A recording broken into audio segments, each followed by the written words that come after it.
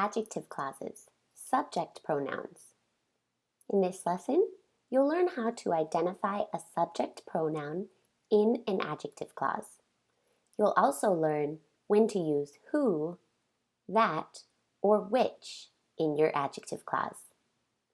Remember that adjective clauses describe nouns, so we can use them to describe people or things. In this sentence, I have a friend who works at a bakery. We have an adjective clause. Do you see it?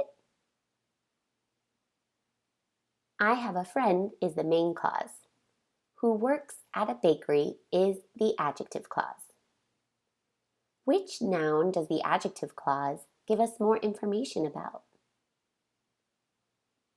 It's friend. Remember, the noun is directly before the adjective clause. Here, this who is a pronoun, and it's replacing she. Who is a subject pronoun in this adjective clause? We know that because it's she works at a bakery. We can also use that in this same adjective clause. Both are correct. Now, that equals she. If the pronoun is replacing a subject pronoun for a person, use who or that. Again, you know this is a subject pronoun because we can replace it with she. And after it, you see a verb, works. You know that a subject always comes before a verb in a sentence.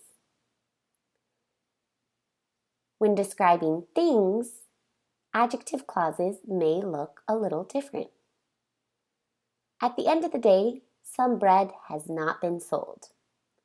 I'm lucky. My friend gives me the bread that is not sold. I love bread. Which of these sentences has an adjective clause?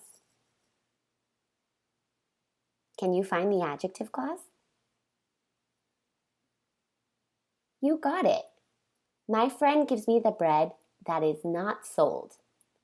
That is not sold is an adjective clause. Which noun does it give us more information about? The bread. Bread is a thing. When we describe a thing with an adjective clause, we can use that as our subject pronoun. In this case, it replaces it.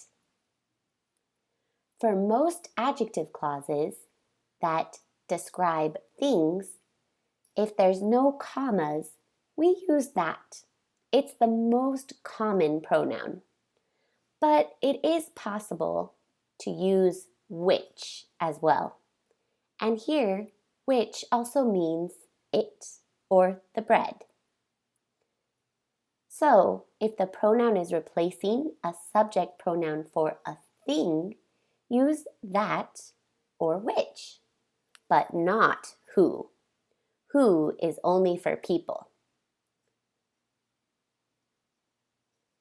Again, we know this is a subject pronoun because it is followed by a verb, is. Now you know how to identify a subject pronoun in an adjective clause.